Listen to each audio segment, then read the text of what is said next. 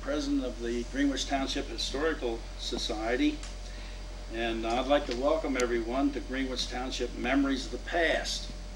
Our subject tonight was born on October the 7th, 1925, to Arthur and Augusta Foss.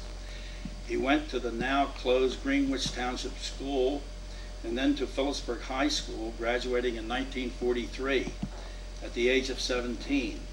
He then went to Lafayette College, but only for 3 months, as he was inducted into the Army to serve during World War II.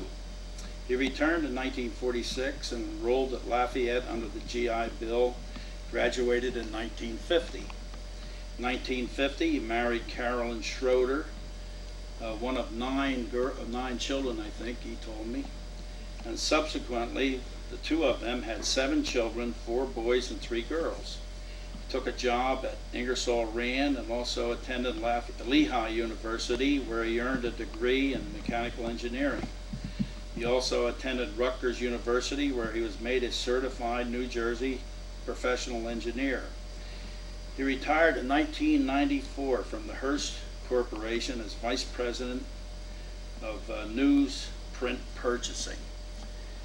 And that brings him up to the present time, and he's been busy with Township Planning Board and Secretary of the Board of Adjustment for quite a while. Over 30 years, I think. So at this time, Lloyd, we're going to ask you, I think you would prefer to talk about the 30s and 40s. Okay, our subject tonight is Lloyd Foss, and I'd like to introduce him at this time. Lloyd, do you have any memories of growing up in Stewartsville in the 30s and the 40s? Would you be? Yes, I do. And actually, back in October, I gave a couple anecdotes about things that seemed to be humorous to everyone, and they decided that I would be the subject for the entertainment for tonight. I'm not going to necessarily repeat those 2 little stories about Halloween because it was appropriate at the time. It was close to Halloween in October, and it related to some individuals on the Heights. But there are other thoughts in my mind relating to the 30s. My father was unemployed from the Depression, 1929 through 1939. That there was approximately 10 years. And he had my sister and I and his wife to support, so he utilized the land that he had in the Heights, approximately an acre and a half, to raise vegetables. At the same time, in the buildings that he had built there, he had perhaps 700, 800, 900 chickens and raised eggs. So my mother, during this time, she was Friday night, she would spend all night baking. So come Saturday, my sister and I, of course, Friday night be washing eggs, or all week be washing eggs and weighing them and sorting them. But come Saturday, my mother got in the 1935 Pontiac we had, and we drove to Washington, and I went door to door selling eggs, selling bread, buns, rolls, anything you could have, and also the vegetables out of the garden. And of course, I took orders for the following week every time, and we did this for 3 or 4 years and survived during these Depression years when my father had no other work. The net result of the expenses, after expenses were paid, he might have grossed $20 a week. That was the amount of money he had to buy shoes and clothes, which of course we didn't have. But we survived, and my father, he was quite a fierce, independent man. He wouldn't seek help. He felt he could do it himself, but he did. And I'm a little emotional at times when I think about it because of his determination not to have others help him. He wanted to do it himself if he could, and he did. Now, I'm getting ahead of my story a little bit. I just wanted to give a little historical background of the Fosses. my father, he was born in 1880. I was born in 1925. He was 45. My grandfather was born in 1840. My father was born in 1880. He was 40. My grandfather was 40 when my father was born. My great-grandfather was born in 1832. I only go back 3 generations, and I'm back to 1700s. Most people have 6, 7, 8 generations, and that's only because on the male side, they married so late in life. They were married in their 40s, you might say. My father was 45. When I was growing up in Stewartsville, in the local grade school, I had the humorous incidents of telling in various classes that I had a father who was older than my grandmother and my grandfather. And everybody would laugh. They said, "Oh, you don't know what you're talking about." But in reality, my mother's father and mother were younger than my father, because my mother was only 18 when my father married her and he was 45. So it was a little humorous thing to go down through life that way. Well, we survived. After a while, the war came, and my father got a job in Ingersoll Rand. During that period of the 30s, the town was very, very parochial, in the sense that there weren't any of these developments that we have around here now. People were very, very neighborly. You walk down the street and everybody say hiya, hiya. You knew everybody in town because there were so few people in town. In effect, perhaps there were 300 adult people, you might say, or 400 at the most, in the immediate town area, not in the farming area around. And the town was really an agricultural town.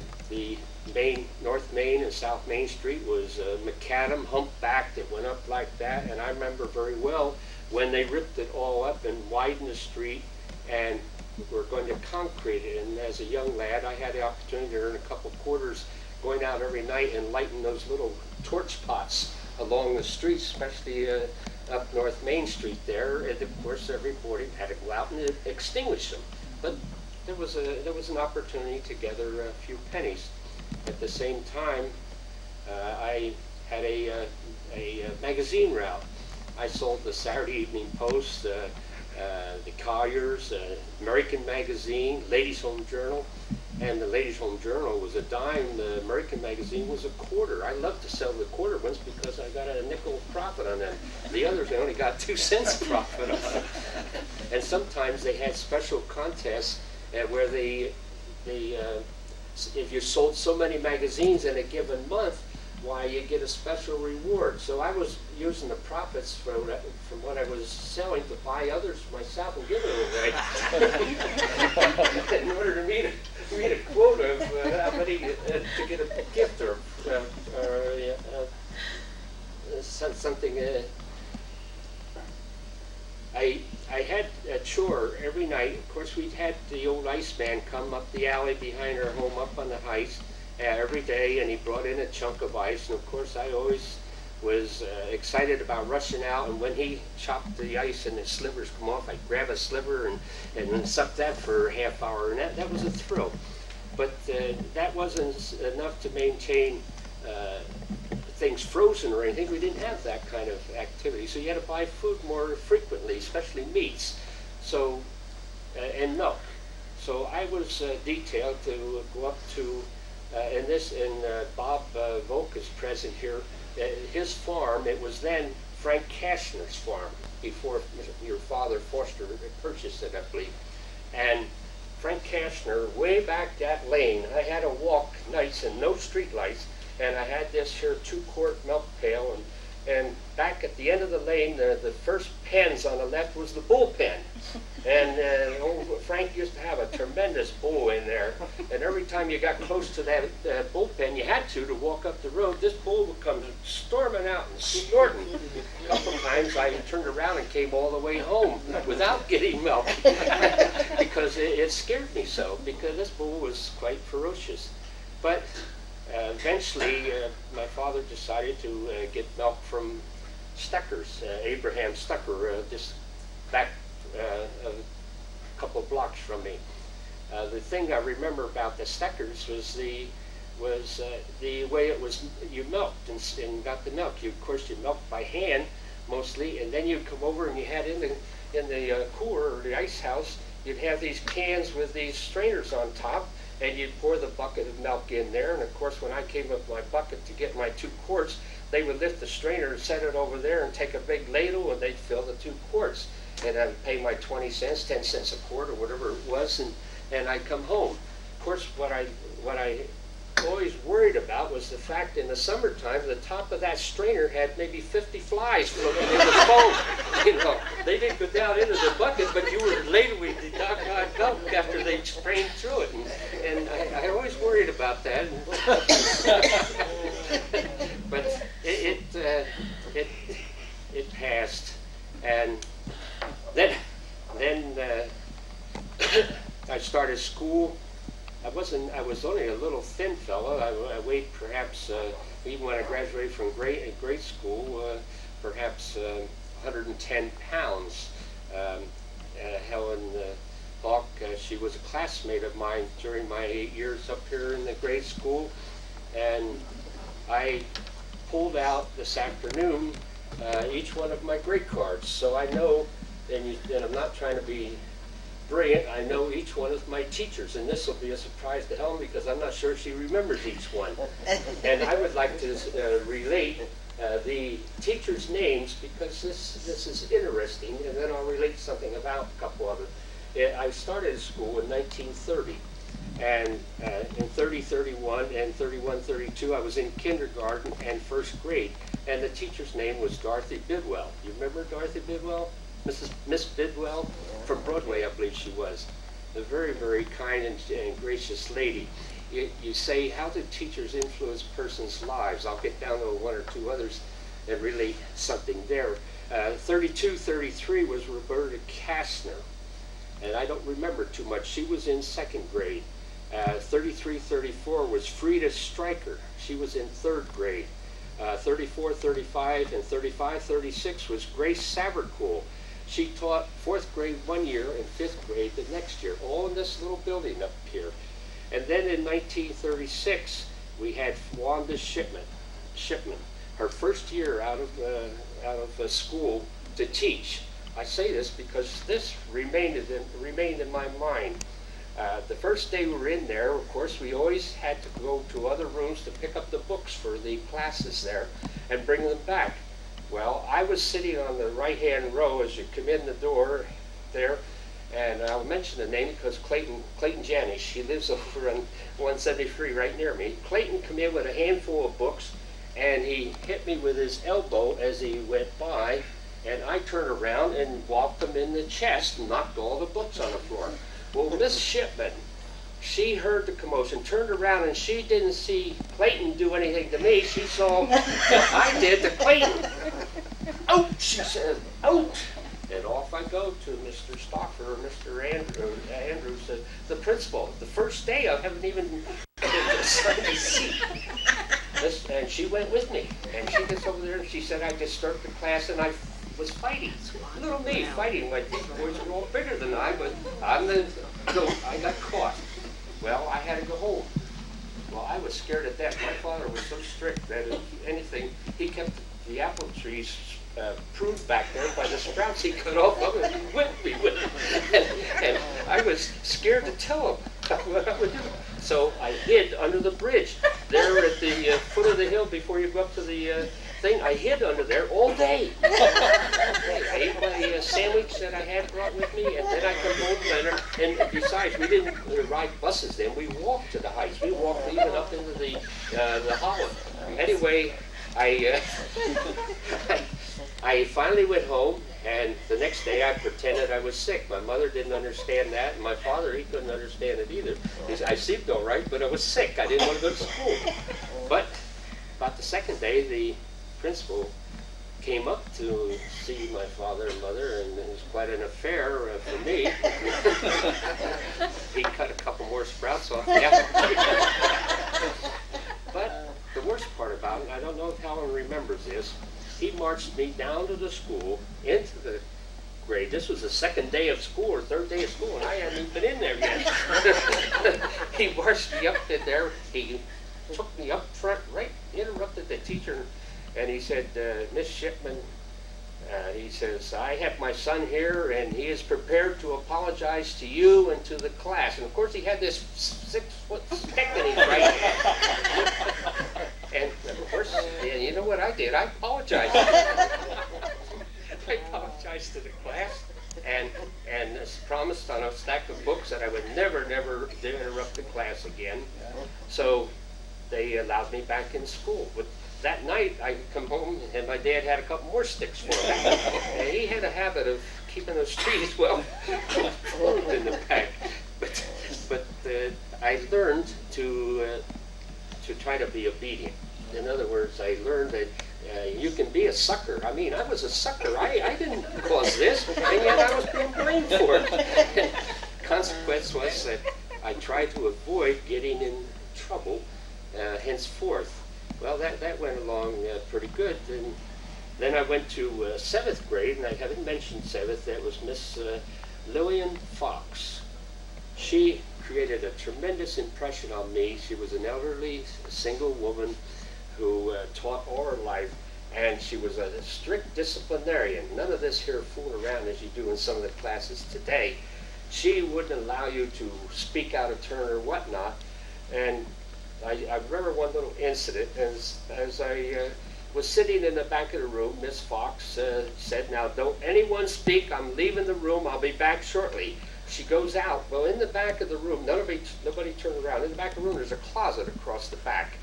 And she, instead of going, she made it like she was going out the door into the hallway. Instead, she went into the closet and all the way around there. And I said, well, that takes care of the battle axe. Well, the next instant I knew was a ruler broken across my right ear. I was so shocked, humiliated, and horrified. There Miss Fox was. She said, what did you say? I said, I don't remember. And the net result was, I respected Miss Fox for the rest of the year. But she had a technique. Every week, at least 1 hour a week, every week, she would have a singing contest. She would bring old ballads and songs. You remember that? And she would sing, and she would incorporate it into the class, so we'd all sing. And we walked out of there, a lot of us knew old songs. I remember one, just briefly, a part of it. A capital ship for an ocean trip was a wampy window blind. The wind that blew dismayed her crew, or trouble the captain's mind. I could go on and on. But Miss Fox taught me this, and it stuck in my mind 60 years later. It shows you what a teacher can influence you in your life, in your mind. And I appreciated Miss Fox. She taught me again to keep my mouth shut. And of course, then we got to Mr. Andrews. He was the principal in 1938-39. Mr. Andrews was a fairly stern principal, and I respected him. And fortunately, I didn't have any trouble, except one night I was going home and I threw a couple stones at the school buses that went by. And they reported me, and Mr. Andrews called me in the next day and asked me what I was trying to do, and I said I don't know, and I pretended I didn't know what he was talking about, but there was too many people saw me, and that was another sprout off of the Well, needless to say, my experiences in grade school were, as I've related here, humorous and educational. I learned, Helen and I, there weren't many in the class. There was like 14 or 15 in our whole, at least at 8th grade. And there were 4 or 5, 6 boys, 4 or 5, 6 girls, and everybody knew everyone. There were a couple girls, I won't mention her name because they were like he-men. I mean, they were, they tried to be boys. And they, I don't mean sexually, I mean physically. They dominated the class. These 2 sisters dominated the class, and they lived out the road, and I won't mention their name because there might be ancestors around.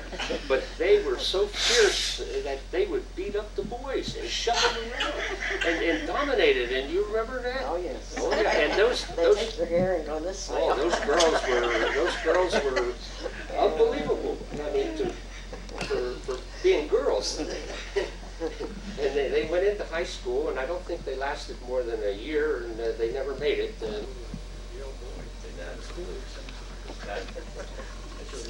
Lloyd. And his brother and his brother. I mean, he coached baseball for like 2 years back. What's a couple Tonys? One of the pictures I have shows an old vehicle, and this was 1940, and this is up in the heights, right along the railroad, the road along the railroad, and it shows myself, Andy Clement, Bob Lamb, Russell Cole, Dave Horning, and Richard Smith. I will discuss this vehicle. This vehicle is like a Model A Ford, and we used that. This was 1940. We became members of a plane surveillance group. They had a station up in the road that goes into the Edison, and they had a place up there, and they had all kinds of binoculars, and they had all kinds of phones that would go into New York and whatnot. And several of us young fellas in our early teens volunteered to do this. Most of the time it was men during the daytime, but who wanted to work from 12 to 3 in the morning once a week? Well, we stupidly wanted to do it. I wouldn't say stupidly, but somebody had to do it. So there were 2 or 3 of us that rode up in this vehicle every Wednesday evening at 12 midnight. We had a report in, and the other guy would sign off, and then we'd sit in there, or 2 guys. And as a plane come over, we would rush out, and all we see was the lights.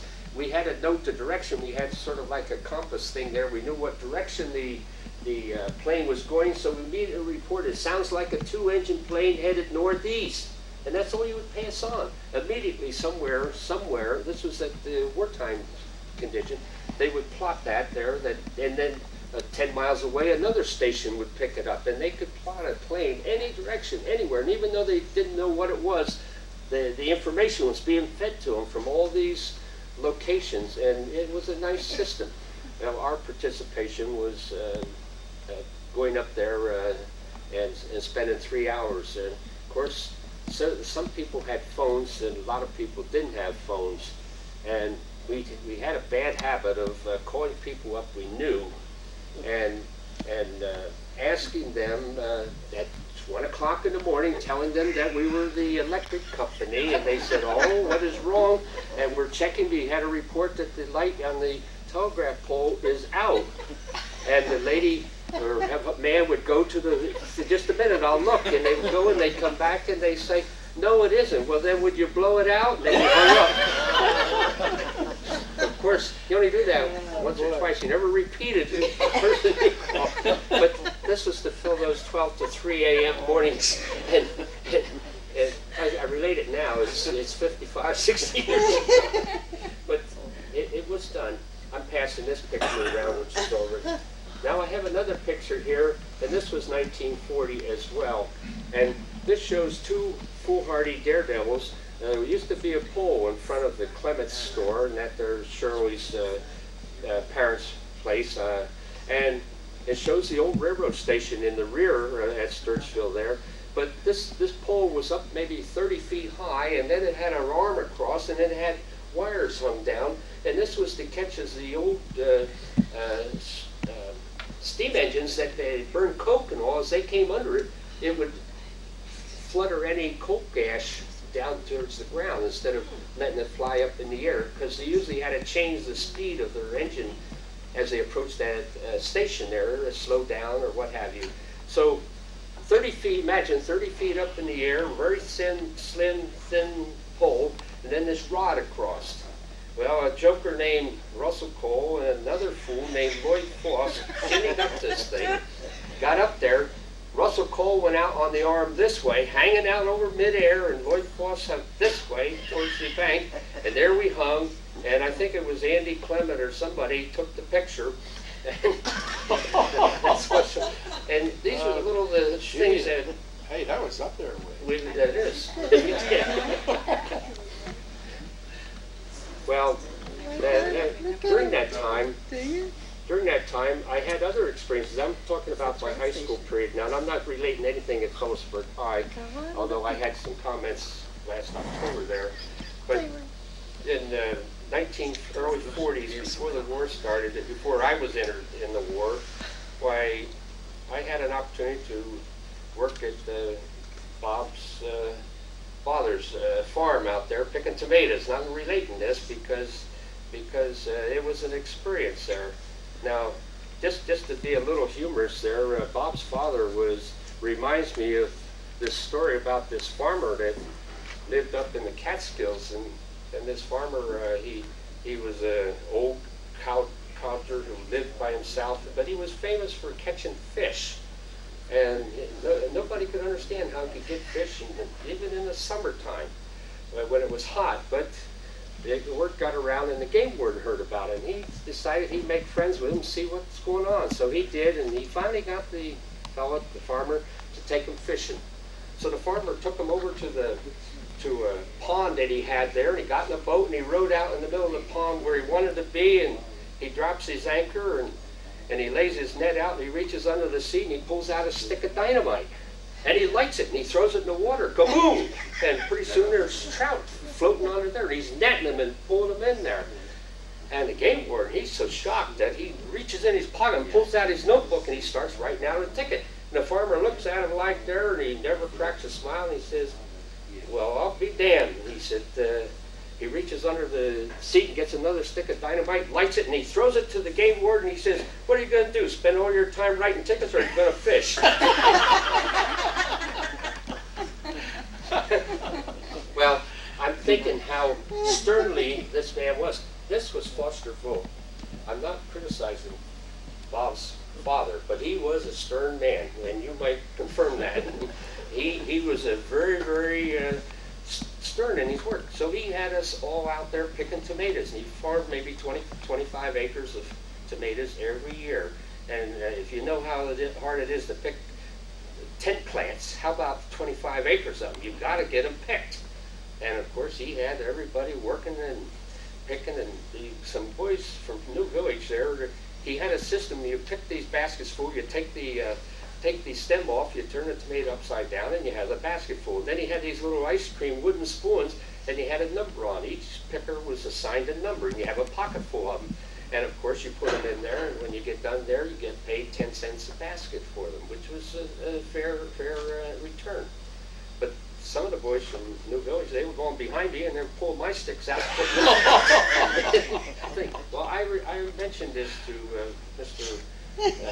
Volk, and Mr. Volk, he couldn't believe that, but then he observed and he did catch somebody. He fired him instantly. He told him to get off his farm. He didn't want him to contaminate the tomato field or whatnot. And they had to go.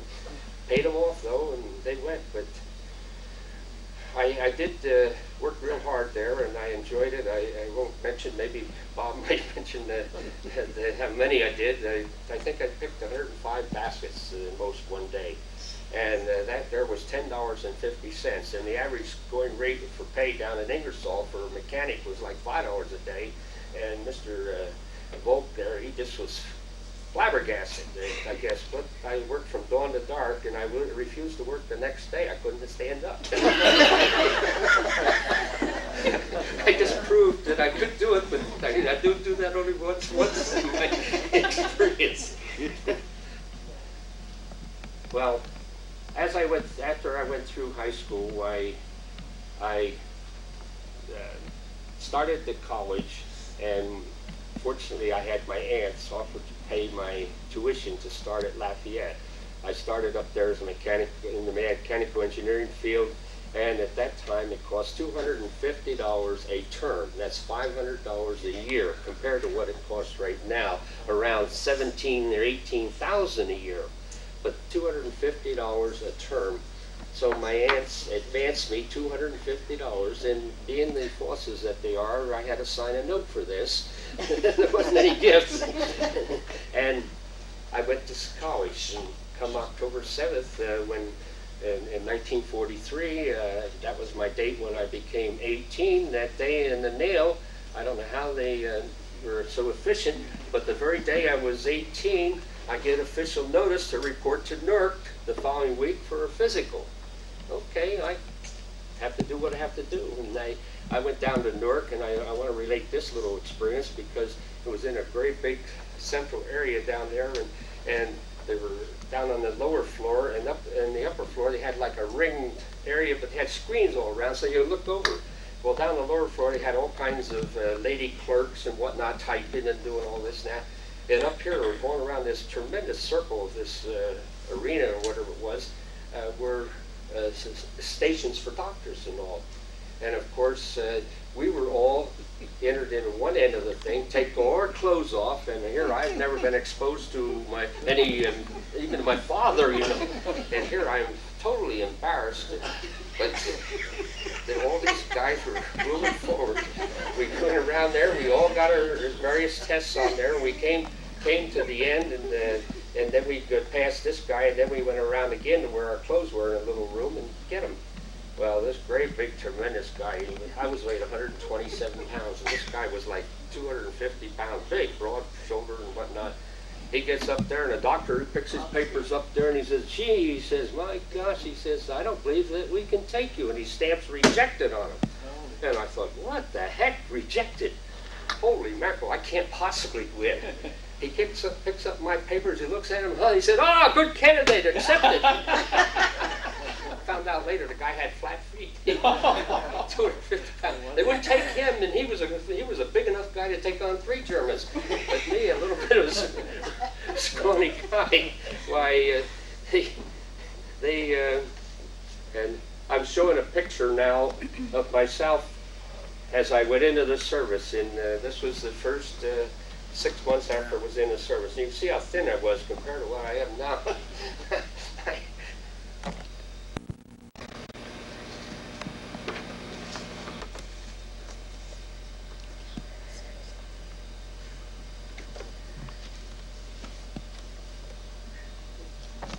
Seated on the left is Mrs. Groover and Mrs. Arthur Walters. Seated on the right are Mrs. Reed and Augusta Foss. The soldier standing in the near front is John Klein. The sailor is Joseph Roberts. The nurse is Mrs. Joseph Roberts. Uncle Sam is Mrs. Cool. The driver is Mr. Jingles and daughter. This picture was taken on a Memorial Day parade, May the 30th, 1943, on East Washington Street in Stewartsville, New Jersey. I want to compliment Lloyd on his tomato picking. After all, I was Foster's son, and I was very active in this. And when Lloyd says 100 and some baskets, these weren't peach baskets, 16 quarts. These were 5/8 quarts, bigger. And 33 of them made a ton. In other words, Lloyd picked over 3 ton in one day. The truck held 5 ton. My dad said if we had about one more Lloyd Foss and one more his sister was just about as good, we wouldn't need a guy from DuBois. But there's only one Lloyd Foss. That is all I have to say. The unfortunate part is I couldn't keep that pace up. I just wanted to prove that I could work from dawn to dark, which I did, and I know your father was very appreciative. You're also a good mustard picker, weren't you? Well, Mustard picker, weren't you? I'll relate that. Cliff brought up a story or a thought that I, at that time, not only picked tomatoes, but there were a few opportunities to earn some money, and I hired myself out with others to Mr. Conrad Folk, lived back in the back farm behind Clifford's there, and he had several mustard fields, or several cornfields full of mustard, and you couldn't see the corn because the mustard was up knee high.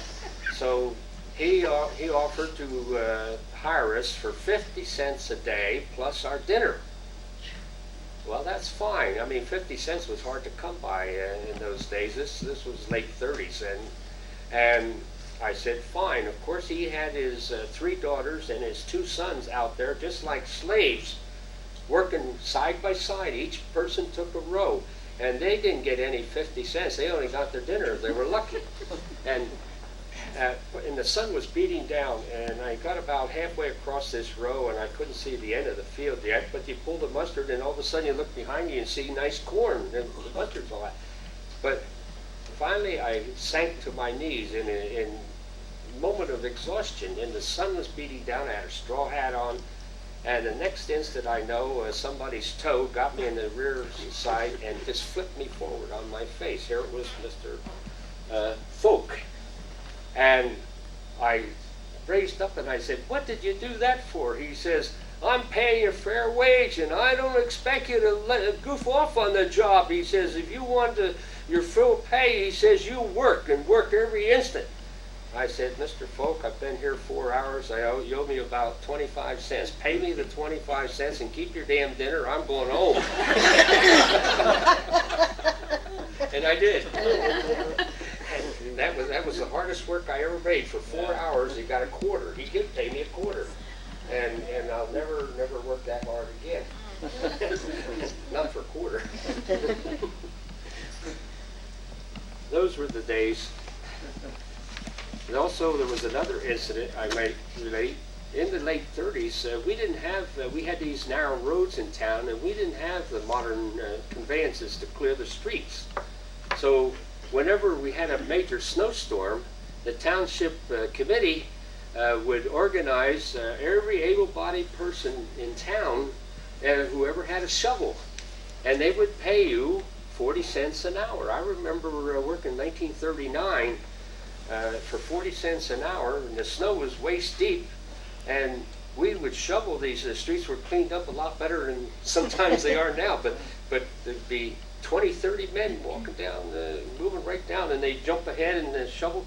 We shoveled the streets from the Heights all the way downtown, and the one that got us was the one going up to Genosi's, and the farm there is called New Village Road now, and there's a lot of houses, but there's only 2 farmers back there, and they wanted to get out. So the township committee would get us down there, and there'd be 20, 30 of us digging that there, and it would be higher in their head. And all I can think is Pete Berger, and who had a big walrus mustache, lived up here, and he enjoyed the spirits because he always had a flask in his pocket. And there was another one up there. There 2 were buddies there. Bob Berg? No, this was another man there. We lived right next to the old firehouse. Anyway, they worked their heads off and they'd shovel. Then they'd tell us young whippersnappers that we're goofing off, and we're pushing our luck, but they had that spirit to give them that extra push. But those were incidents. How to clean the streets in the 30s there by hand, shoveled all these streets out. Now a question was posed just momentarily by Shirley about how the Heights was formed. The Heights was farmland back in around 1917, 18, and I'm not sure the owner, I think it was Thompson or someone up there, owned the farm, and he had John Klein lay it out, survey it into the rectangles that exist on the streets up on the Heights. And then they started to sell off lots. My dad, he bought the property on North Main Street there, 5 lots in a row along North Main. They were 40 feet wide and 125 feet deep. And he bought those 5 lots plus an interior 4 lots, and that from Thompson's, and that's what where I grew up there, and we raised our gardens and all. So what I wanted to relate was the Outlanders right after World War I. We now say all these people living out in these different developments in here, they're like foreigners, you might say. People lived on the Heights were foreigners to the people that lived right in the center of this town. And it took 5-10 years to assimilate the people up there into the whole town of Stewartsville, as it's going to take 5 or 10 years to assimilate all these new developments here. So I don't really criticize. I just think the wheel is turning and life is starting over again. New developments are similar to what the Heights was. The Heights was the first development after World War I to the little central part of Stewartsville. And I've read some history about Stewartsville that went back into the 1860s and 70s, and interestingly, right after the Civil War, there were more people living in Stewartsville than they do right now, right in the center of this town. They had 8 or 10 or 12 different businesses going on, blacksmiths and shoe repairs and butchers and you name it. And there was a shop here, plus 2 or 3 undertakers. They apparently had a thriving business on the undertaking business for that many undertakers in this little town. But it shows the town had went up on a cycle to the Civil War, and then it slowly decreased back to the sleepy little town we knew around by World War I. Then when the boys came back from the service, then new development up there, and suddenly this town grew, and it sort of stagnated until 1950s and 60s, and really the 80s, or 75 to 80, that's when it really boomed. As the cycle of life is interesting. We're seeing it being reborn. I'm getting up to 1949. I just wanted to, I had a couple more pictures. I won't show this one, that's not there.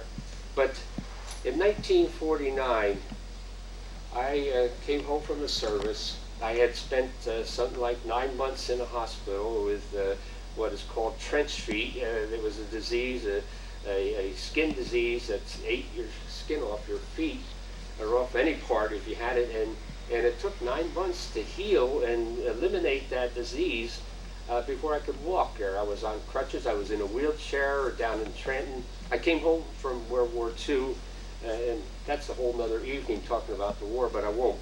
Anyway, I finally got home on crutches, and I during this period in Fort Dix at, I can't think of the military hospital there, but I took up weightlifting. Now when I went in there, I was still that 140, 45 pound. I gained 10 or 15 pounds from the time I went in the service, but by the time I got out of that hospital, I was 230 pounds. They fed me well, and I didn't have to do much exercise. They waited on me all the time. I took up photography, and my mother sent me every negative that she had, and I developed and enlarged perhaps 200-300 negatives of people that I had no idea who they were.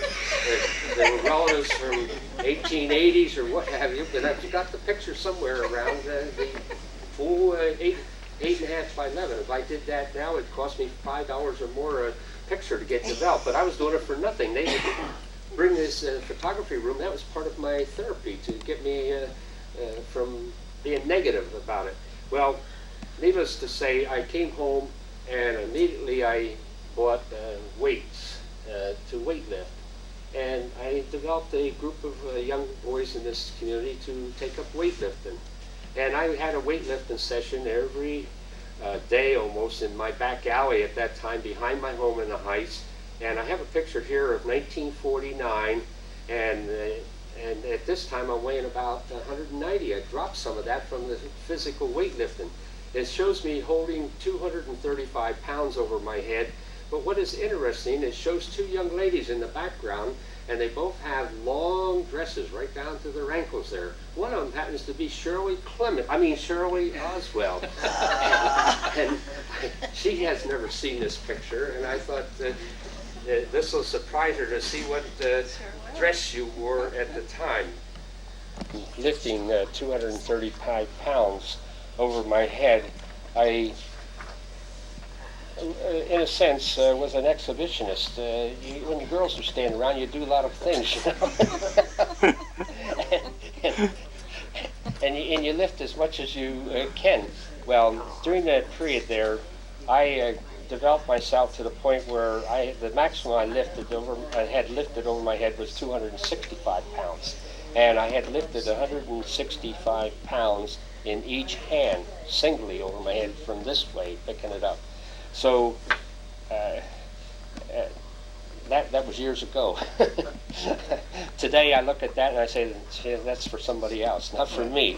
But I was very happy to do that, and I felt real good about it. It developed my shoulders, and I've never lost that, and it developed my arms. 1947 to 49, there were several things that came to my mind. Number one, I became Scoutmaster of Troop 60 here in Stewartsville. Troop 60 was, the institutional representative was the Stewartsville Lutheran Church at that time. And we met here in the Presbyterian. There was an old building right back here behind the parsonage in the back. And we used to meet there, and we had quite a group. We went to Wygap every summer. In fact, around 1948, we decided, and the scout troops decided, to plant a whole lot of trees. Some 19,000 pine trees were going to be planted in Camp Wygap. That's up on the right-hand side of the Delaware Water Gap. There was an old macadam road that drove up there, and a beautiful camp. I mean, I was there many a time. We got a clothesline, and we tied a knot every 10 feet on a clothesline, and they had extensions, and we had these clotheslines for 500 feet down across the field, and every 10 feet we dug a hole to plant a tree. And that's how we did it. And then we turned it around the other way. It was crisscross, so there was a rectangular thing. There were about 200 scouts, including about 20 from Stewartsville, including myself, who spent a whole weekend, Saturday and Sunday, planting these trees. By Sunday evening, we had them all planted, where we thrilled. I mean, these old farmlands were all in rows. The grass was way up there, but the trees were planted. That was in the fall. Come the next spring, they decided they're going to build a new road up through Delaware Water Gap on the New Jersey side, which you know now is Route 80. Then it didn't exist. Route 80 crossed over, in a sense, Route 46 crossed over down in Portland or south over in Pensy and went up the Pensy side. But they decided they would bring the road up there. So after all this labor, they came and they bulldozed 19,000 pine trees out and built the new concrete road, which you know now as you go up Route 80 into the gap. So our efforts were, in a sense, wasted. However, every time my wife and I go for a ride up there, I look over there and I see 3 or 4 trees along the edges, and I said, we planted them back in 1949, and they were up pretty high. They didn't get them all, you know. There were a few of these pine trees surviving, but unfortunately, the forest of pines that would have existed there are gone. Now, the little history on that is the fact that that was a Indian camp area, and it was called Dunfield, and I think it was Dunfield there, right at the gap, and I have, like Ron probably would correct me there if history is wrong, but I have postmarks of this little post office that used to be there. Nothing exists there now but a road. But there was a town, a little town of 4, 5, 6 houses there, and it doesn't exist anymore. Well, in 1949, I became an institutional representative from the Scouts. I was a senior in college, and I also became active in the American Legion next door. The American Legion was formed in 1947. There were 15 of us gathered together in the old stone house over here on the corner. A man named Owen Peterson lived there, and a representative from one of the other Legion posts in this county came and said, now there's enough veterans in this community, why don't you organize a Legion post? So we did, signed a petition. 15 of us were needed. We signed the petition one Sunday afternoon in a rainy evening, and a week or two later, we were selected, approved, and then we opened our books for membership, and we gathered about maybe 100 veterans immediately had signed up. Well, the first veteran was a gentleman up here on, and I have a book here to give me some, David Fulcomer. He became the first commander of the Legion. And then the next one was, I can't think of his name now, he was an undertaker, Charles Brandt. Charles Pratt. That was 48, 49. And then 49, 50, a guy named Foss became the commander over there. And then 50, 51, I became the commander of Warren County Legion. That was quite an honor. I was a senior at the time in college, and I almost flunked out because I spent so darn much time with the Legion. And if it wasn't for my wife, whom I married at that moment, why, I might have flunked out. But she insisted that I drop the Legion and get that college degree, which I did. And I didn't drop the Legion, but I did get the college degree. So that was the origin of the American Legion. There was no post building there. 1951, 52, everybody said, well, we want a post. We want a post. They wanted somebody to give it to them, somebody to come forward and build it for them. But Foss, he was a loudmouth, and a couple others at the time said, well, why can't we do it ourselves? Because I've done a lot of spade work up there in the Heights. I said, I'll do the foundation on a Sunday afternoon. Oh, no, that's what they laughed at. They said, that's foolish. Well, a guy named Harry Carhart, he says, I'll draw the plans. So he drew up a set of plans there.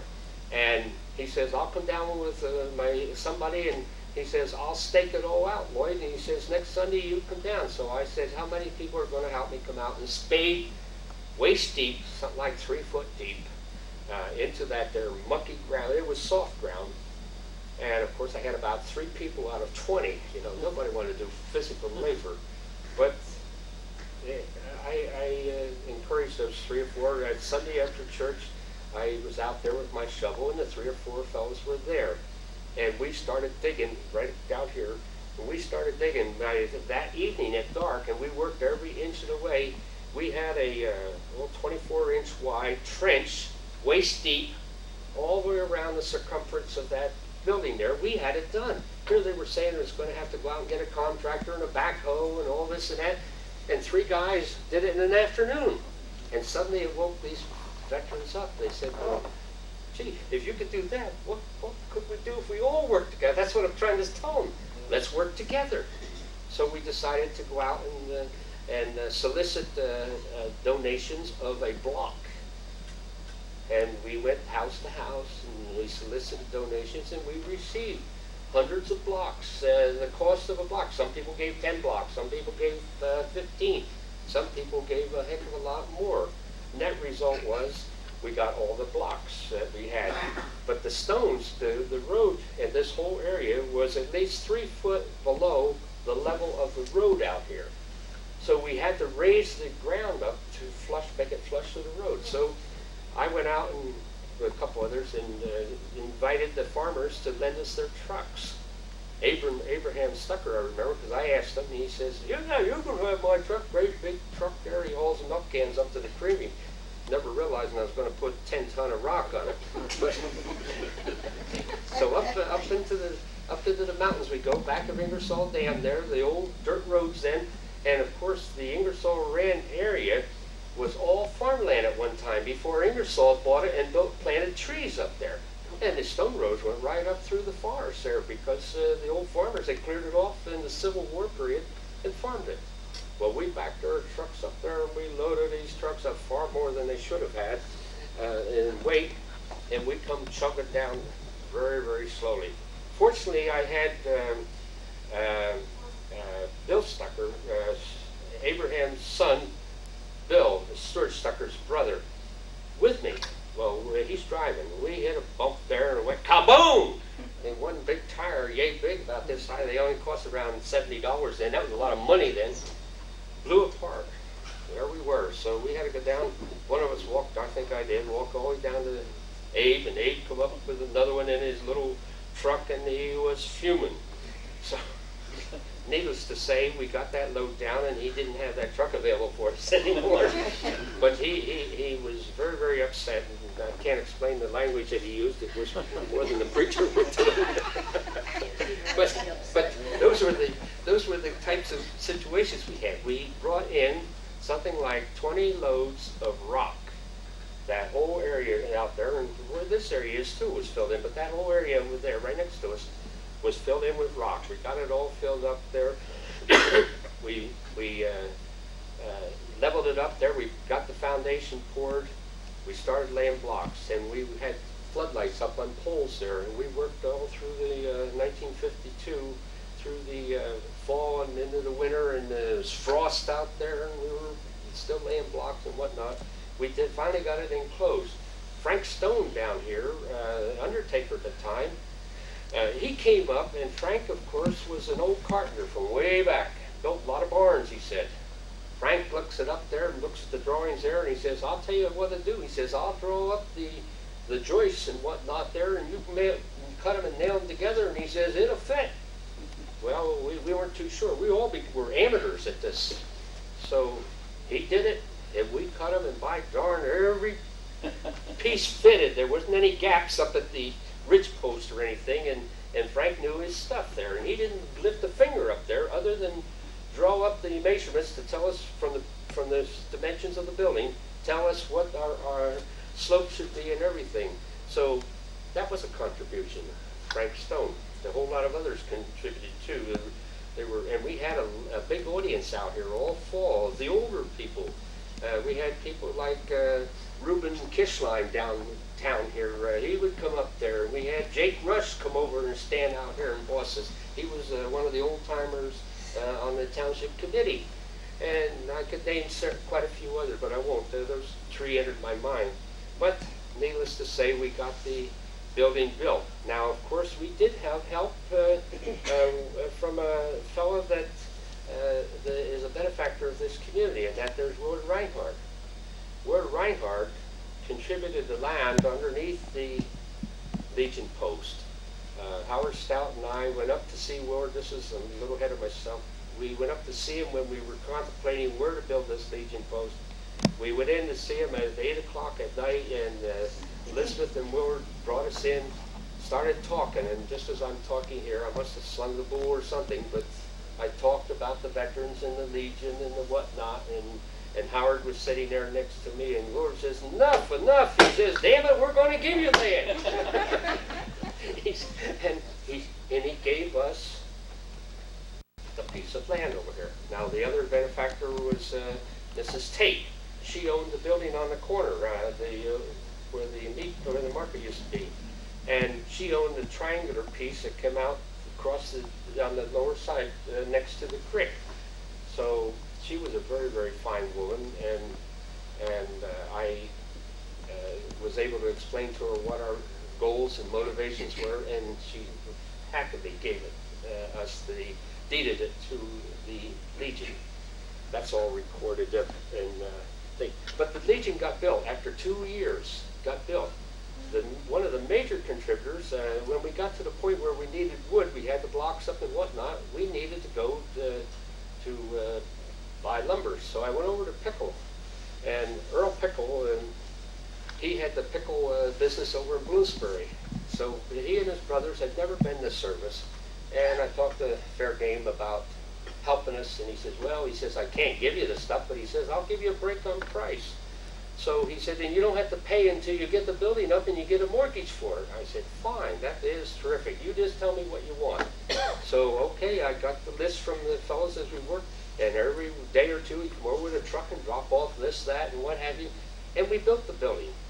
And we got it all done, and Howard Stout and I were figuring up the costs and whatnot. We got a mortgage arranged, and finally I got a phone call from Earl Pickle. He says, come on over, I want you to pay your bill. So, okay. Howard Stout and I went over one evening. Went in his office there, and he had this whole pile of these bills, and he had it all figured out. It was something like $7,350 some. He says, I'm going to give you a break. I said, well, anything you can do would be appreciated. He said, he says, damn it, the hell. He says, you paid me for this material. I said, what do you mean? He says, I'm donating it to you all. Not many people know that Earl Pickle donated over $7,000 worth of lumber and materials to build that Legion post as his contribution, he and his brother's contribution towards the veterans because they weren't in the service. Now I saw his one younger brother, I can't think of his name, Jay. I see him frequently. I saw him several weeks ago, and I was standing over at the post office talking to him, and I mentioned this. He never knew that his older brother had done this. And Jay was the manager of the books. Yeah. And he didn't know that Earl had contributed this to the Legion. But Howard Stout and I knew, and we passed the word on to all the veterans of the Legion, and we're very, very appreciative of it. The Legion exists because of the effort of many, many citizens and all the people in the town. Well, that was such a success, and I'm moving right along with it, that Reverend Hartline, Lutheran Church, he'd come down, he watched us build that there, and he says, my gosh, he says, I've been wanting to get a church school over here for years, but the council of the church, they're dead set against it. They don't want to go in debt. They don't want to spend money. He says, how are we going to do it? I said, well, why don't we try to get it voluntarily, get donations like we've done with the Legion. So, to make a long story short, Reverend Hartline, without the full support of his church council, appointed me as a representative to head up this construction of this church school. Well, with the enthusiasm I had in those days, I went barging into it and set up groups of young people. And of course, the church council was very, very negative. There were 3 or 4 in that council that just were just outright negative, and they almost tried to fire Reverend Hartline for his efforts. But he persisted, and he says, Lloyd, he says, I'll preach to him, you just carry the load. You got the big shoulders. I remember saying that, and I felt humble, you know, that I've got the shoulders to carry the burden, and he will do the preaching. And of course, he's successful. We did raise funds. We did a lot of volunteer labor. We hired local people to build that, and eventually we got it completed. We painted the interior out, and I learned a lot about plumbing. I helped, and if there's any leaks over there, Bob, and that plumbing there, I helped solder all those copper piping around the same. We had a lot of leaks. We had a lot of negative problems until we solved it there. We had air in it, we got water, we had to dry them out. And we eventually overcame, and I was very proud that that building was a success. And the picture that I have here shows in 1959, Richard Willis handing me the keys to that building in front of the altar in the Stewartsville Lutheran Church, and I was the chairman of the construction group there. And this picture I'll pass around.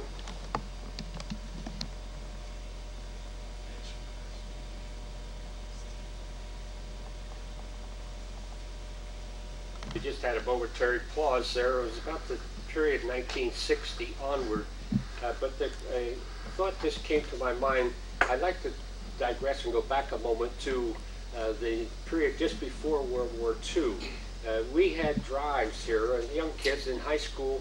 We would go and collect all the cans and all the papers and whatnot. We had a can drive. We had mountains of cans in front of Peaburg High School there. 1942, 43, and the teams, because it was like a team effort, a team that got the most would have some kind of an award. Well, I had found that this old canal over here had the old tracks they went up the ramp over here, inclined plane, and the tracks were about 2 feet under the ground. Now, I had explored the tunnel that went into where the drop of water is, something like Jimmy Lee has. I had explored that, and as far as I could, till it got water too deep, and I was afraid to go further. Us young fellows, we did that. But anyway, I decided that I'd get the group together, especially those that I was with the scouts, and we would dig this old railing out. It's like a railroad rail. It was maybe 200 feet long. My gosh, we'd have more iron and we'd win the prize in Peaburg than anybody around. Well, we spent a whole weekend or maybe digging these rails out. We finally got them out. We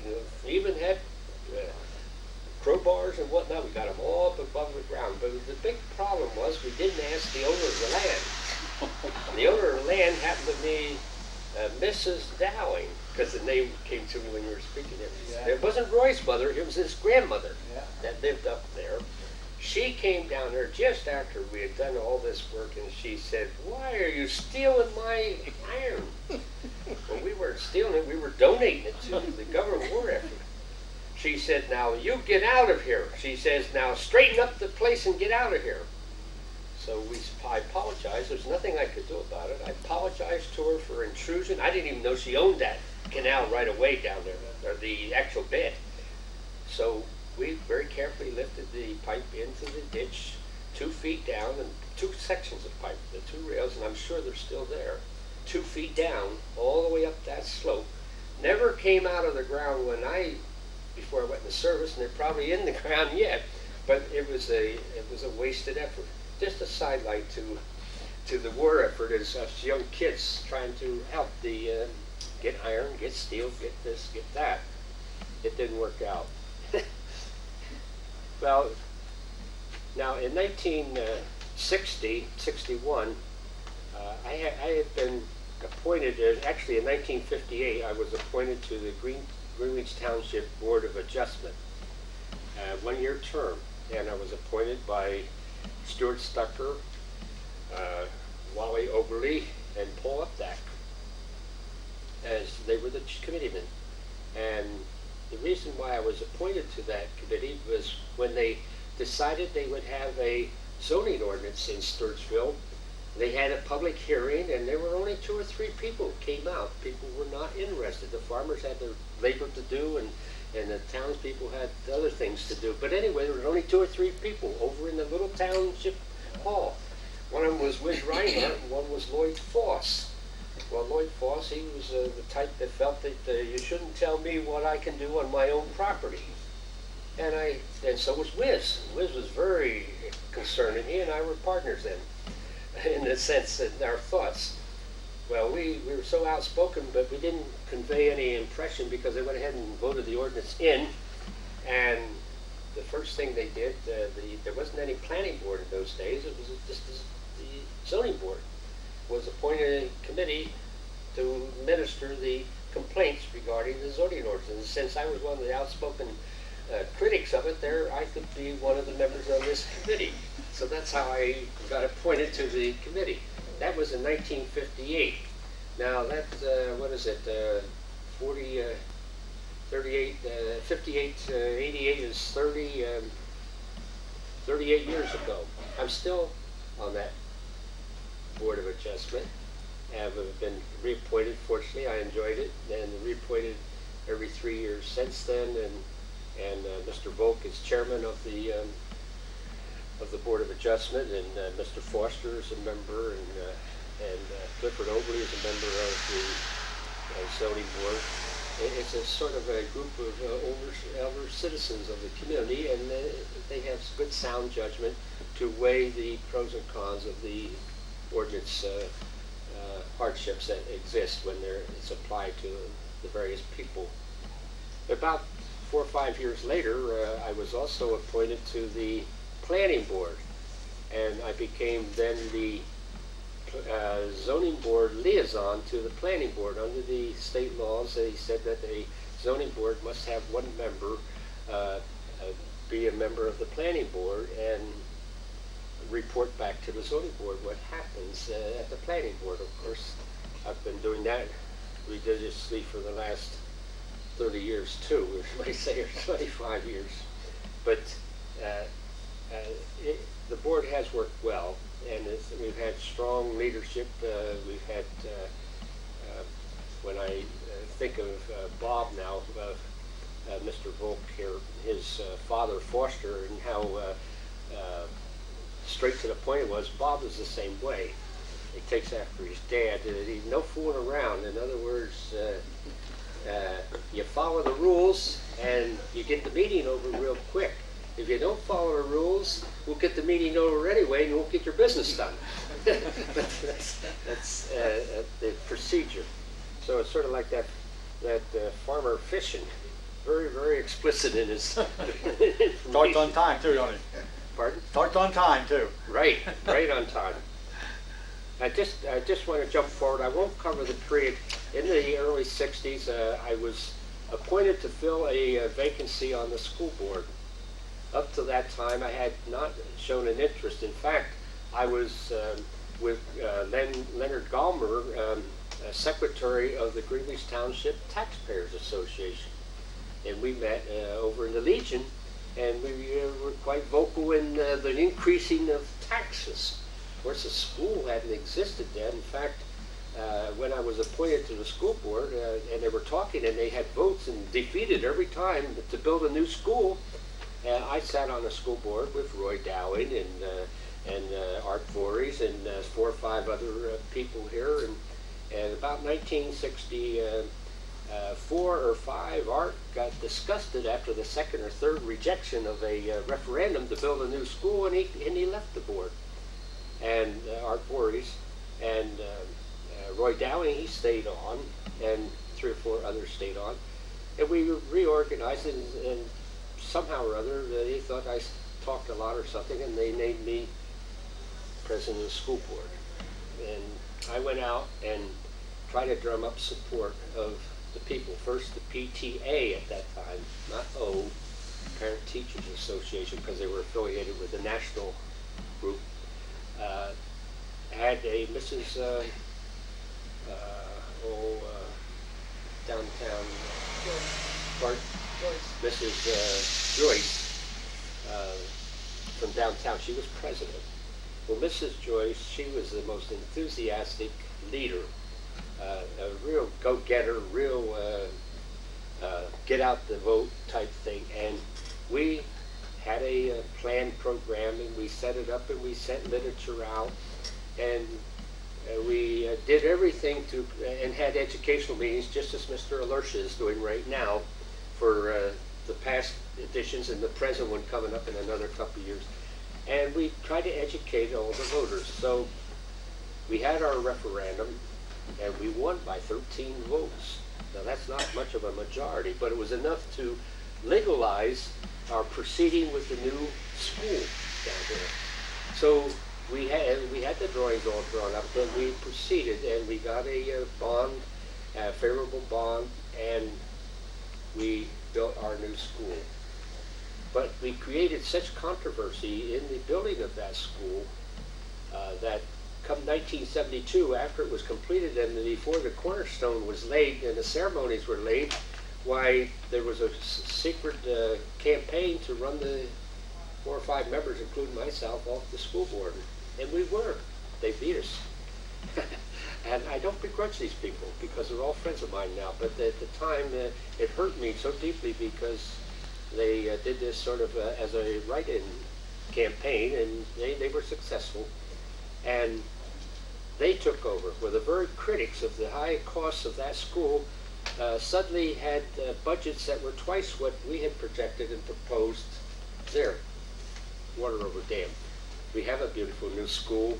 We had new additions here. I feel that I might have been a catalyst in this development of our community by having this school, because the school is a major attraction for all the development. And the more I looked at hindsight, I'm not so sure I was so wise in projecting a development of a new school down on Cliff's uncle's farm, Arthur Oakley's farm. I remember when I sat down with him there, and I said, "How much do you want for the land?" We need about 24 acres. He said, 24,000. Just like that. And I said, well, how do you get $1,000 an acre? And land was selling for about 400 an acre, you know, farmland. He says, for the school, it's $1,000 an acre. So I take it back, and the board did approve it. And we bought that, and I don't regret it since, because it's a beautiful site, and it overlooks the valley if you're up there on that school. That's where we stood out there. Mr. Beatty, who was on the board, and he and I and the man that ran Schonger's Mill, we stood up there and knee-high or waist-high wheat and grass or whatever it was, and we just gazed out over, and we said, this is it, because of the panorama of the view for kids in the school. So that's how the school was sited at that location and grouped. But the unfortunate part was, in my mind, was the people that did all the work didn't reap the honors of a dedication there, because the people were resentful of the cost and resentful of the thing. Now we're going through the same type of thing. I'm so amazed that the local school boards now have such an easy time getting approvals on multi-millions of dollars. That was only $700,000, and that here $3 million addition, and boom, go, they went out and got the approval instantly. Times have changed. I will close out my comments here. I've skipped a lot here. I could say that I've been members of many organizations: the American Ordnance Association, Lehigh Valley Engineers Club, the Eastern Philatelic Society, the American Philatelic Society, the American Legion, Fleas Club. I love hunting and fishing. Had been a member of Greenwich Sportsman Club, the United Valley Gun Club, Germany Philatelic Society, and those of you who don't, the word philatelic is stamp collecting, and I'm very interested in stamp collecting.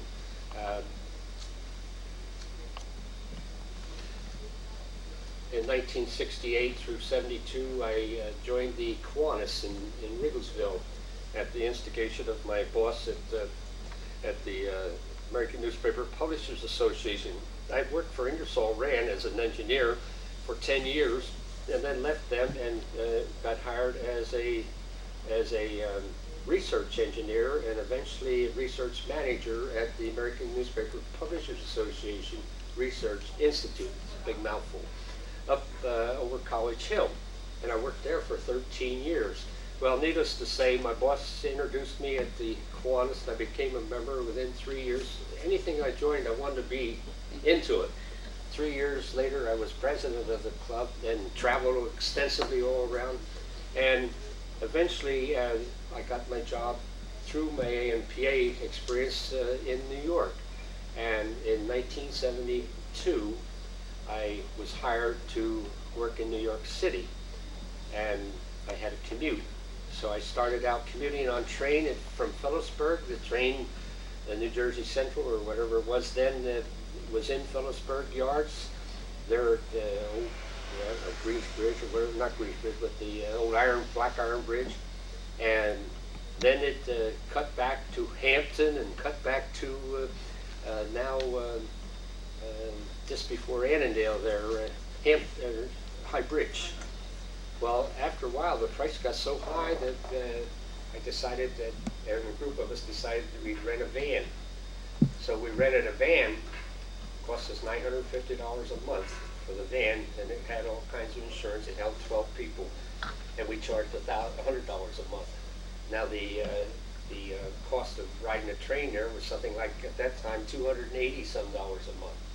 So we saved 60%, but we had to drive, and each of us drove once every 11 days. There were 12 of us. We drove.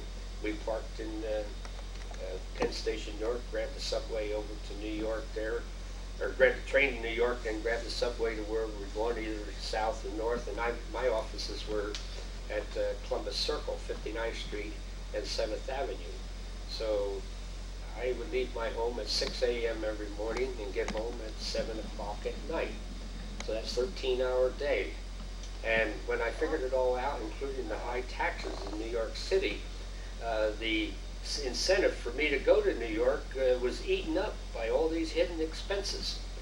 Here I thought I was getting about a $5,000 advance in pay by accepting a job in New York, and it ended up that I was paying $5,000 for taxes and expenses, and extended my workday from 8 hours to 13 hours because I was working over at College Hill, and I used to come home for lunch from College Hill. So suddenly I realized that what's greener on the other side of the fence isn't necessarily true, because I wasn't getting nearly the dollars per hour that I was getting when I was working in Easton, but that's part of life too.